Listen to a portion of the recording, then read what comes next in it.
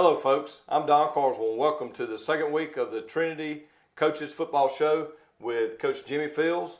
We're coming off our second week game against John Millage Academy, a strong Trojan team. Came and visited us at the Cleve on Friday night, and unfortunately the Trojans came away with a 52-0 win. Just a real strong team, Coach. Very good team. You know, Coach Wall and his staff, going into their seventh year, I believe, up there, has done a good job of building a good foundation, and it seems like they just reload. And they had a good football team. It's early in the year. You know, obviously we're disappointed, obviously, with the loss. But then at the same time, you know, felt like it got away from us. You know, we're a young football team. There's lots of not just corrections, but a little bit of, you know, gut check, and it's appropriate to have one of those, you know, at early in the year to make sure that we stay on course and get back on course. Sure. It's obviously coming off the first week win against Thomas Jefferson, where our depth and a little bit of size advantage paid off down the stretch. This game was a reversal. I know John Millage dressed somewhere just short of 50, I think, but it seemed like they played a lot of kids all throughout the game. They had a good amount of depth, not just on the line of scrimmage, but particularly their skill positions. And you know, that proved, you know, because those skill guys, whether it be in the defensive perimeter or the offensive perimeter, they're doing a lot of moving, and when you can rotate guys in and out. And but you know, give them credit. You know, they do a good job. And you know, we've got to go back to work. Well, they were coming off a win over a good Pinewood team the week before, and you were at the game, and you sort of agreed with what my sources had told me, is that they just wore down a real good Pinewood team the second half, and so we sort of knew what we were in for when they came in, but we sure come out fired up for that first game at the Cleve, didn't we? We did. I tell you, started off, you know, they did drive the field, but we got them into a couple of third and long situations, and there again, they're skill players. Their quarterback was able to deliver. Their receivers came up with some good catches and big plays when they had to have it, that kept that drive. But then our defense, once in that red zone, really continued to kind of bow up, Don, and very proud of, you know, their efforts there early in the ball game. Was forcing some things, forced them into an early field goal, and a big momentum changer for us, we felt like, was able to get in there and block a field goal. Chase Autry and a host of other Crusaders getting through there and returned it over into our territory. But unfortunately, there was an inadvertent whistle, and you know, those things happen. And you know, we need to respond better, and we just didn't respond like we needed to. Right. It was a situation where a lot of people, I was in the stands, and a lot of people couldn't really tell what was going on. We figured it was either an inadvertent whistle or the clock not being wound, but some silly mistake. But it's early in the year, and officials make them too. Unfortunately, the timing of that was real bad, because we went from Gideon returning the ball to close to John Millage's 40 to giving them another shot at a field goal, and they have an excellent kicker. They do. You know, and back to the inadvertent whistle, you know, it's a rule to where, you know, maybe our viewers and people there didn't understand. What you have to do, you have to go back and replay the down. Right. You know, regardless of the outcome. It could have been a touchdown for the offense. It could have been a big play like it was for the defense, for us. But you have to go back and replay. It was an unfortunate break that you know, we had a hard time recovering from. Right. I remember a book a long time ago, you probably read it too, called The Breaks of the Game. That's right. It's an old football book. And those are those things that a team, when you have a history, and I know the last couple of years, last 3 or 4 years, at least on the varsity level, we've had a history of struggling against John Millage, and you worry about the kids getting what they call a deja vu all over again. And it felt like we had a little of that go on, but we still made them, at least during the early parts of the game, we made them work for their points. Yeah, you know, there were parts, you know, of the game that I think obviously you can build from a positive way, but at the same time, I mean, you lose a game like that where it gets out of hand. You know, it's not, you know, a certain group It's not a certain player. In fact, an old coach taught me a long time ago, when you're pointing one finger at a player, you got three pointing back at you at a coach. So we addressed it. It's a team loss. It's a team disappointment. Players, coaches, we lost. We're responsible, and we're going to own it. And we'll go back to practice this week, get after it, not just make corrections, but our attitude, our little what I call gut check.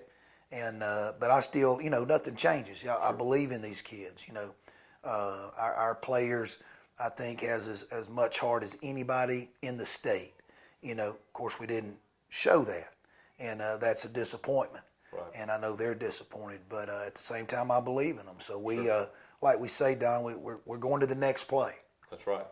Well, and as you go through a season, you have, say, 10, 15% of the games where going in, there's no doubt that you have more talent, and then you have, in our situation now, we've improved our talent and our depth. So, but you're still going to have 15, 20, 25% of the games where you're outmanned. That was a game where we were outmanned. What we have to focus on is those games in between where the talent level's real similar, depth's real similar. Like the first game, talent-wise and all, we were real similar to Thomas Jefferson. Yeah. And so you got through the game with no one getting hurt, which is obviously something to hang your hat on. Yeah, well, I reckon I'm a little old school, hard-headed too. I would, a lot of our viewers may not understand this, but some of our old-timers would. I would relish the opportunity to play John Millage again. Sure. I think some of our players would be. Hopefully, as the season goes on, all of our team would, and that's part of becoming a team, to believing in yourself and believing in our team that we can play a team like quality like John Millage, and not just compete and play well, but win the game. And that's why you play. So we're not going to, back down from anybody, anytime, any place. Are we there yet? No, we're not there. As a team, we're not there. But our goals are still the same. Every time we line up Friday night, every time if we're going on the road to crank up that bus, we're doing it for one reason, and that's to win a football game. That's right, Coach. So we'll go to those highlights now from the first half of the game. It's a game, as Coach said, that we started off competing really well, and John Millage had some frustrating conversions on those first couple of series that make it tough. But we played real tough at first half, so let's go to those highlights.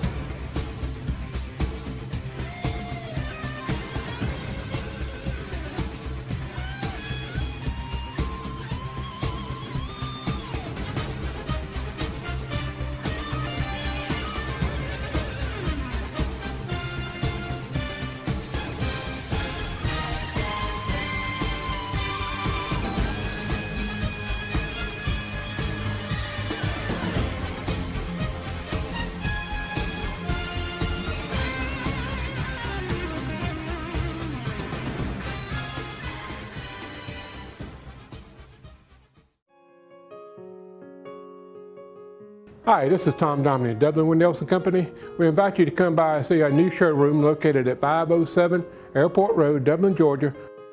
We've been serving the Dublin, Lawrence County community for over 34 years. Thank you.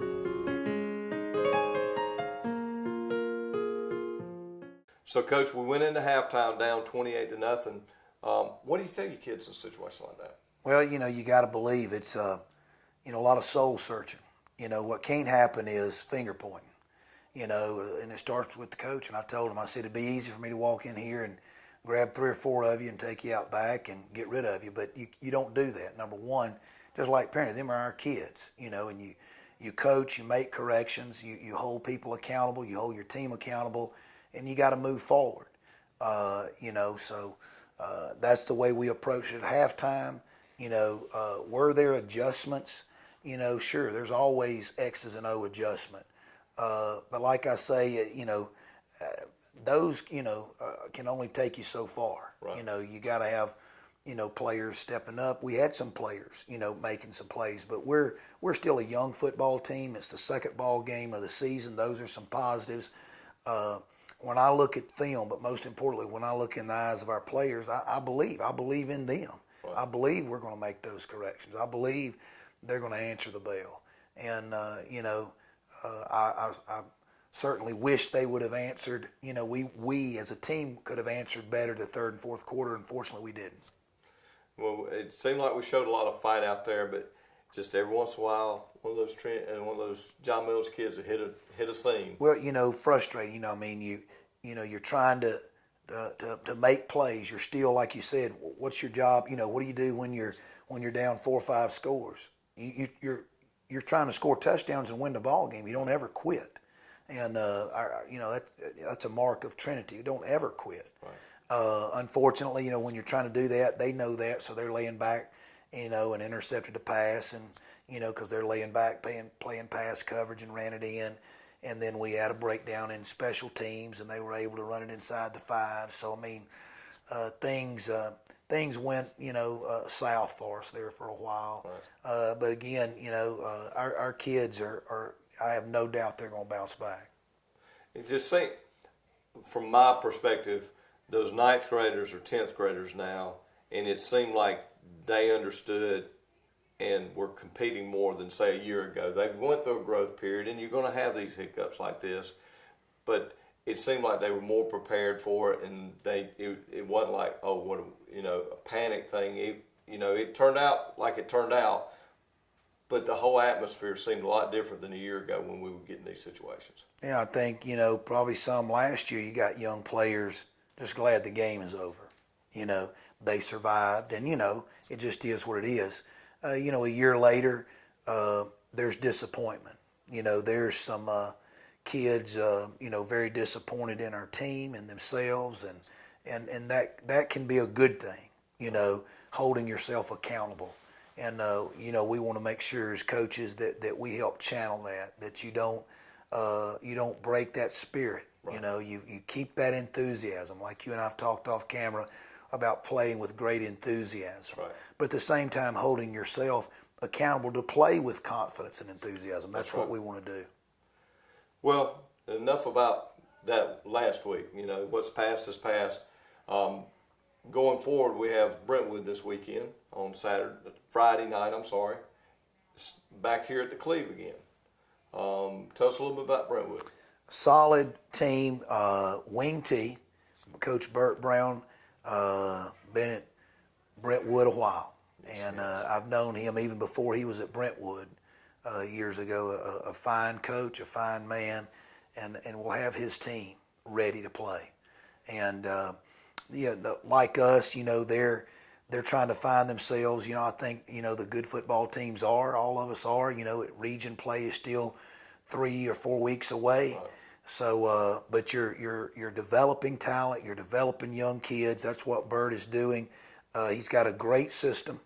Great coaching staff, and his kids play hard. They're going to run the wing T. They'll base out of a 5-man front. They'll move it around a little bit, I'm sure. Make certain adjustments to what we do, but they get after you. And again, we're going to have a big challenge for us here at the Cleve. Right.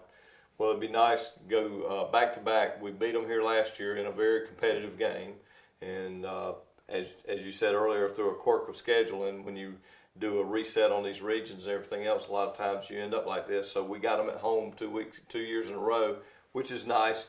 We're obviously looking for a big crowd there on Friday night.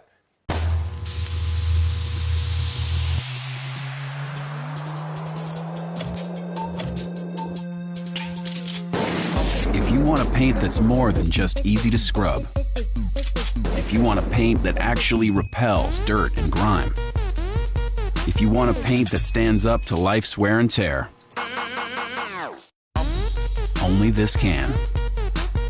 Regal Select from Benjamin Moore. Paint like no other. Available at Four Seasons Paint and Floor Covering. Coach, the varsity team wasn't the only team to play last week. The JV team, the 7th, 8th, 9th graders, had a game on Thursday, and they won 24-14. Yeah, we're real proud. Thursday, our 7th and 8th, we combined our middle school and our 9th grade. Some teams do that. Piedmont had called earlier during the summer, Coach Tanner requesting if we would play a 7th, 8th, and 9th grade, and sure we won't. Anytime our kids can play, you know, it's an opportunity to, number one, win a football game. Certainly. And along with that, a chance for our younger players to develop. So we were excited about that.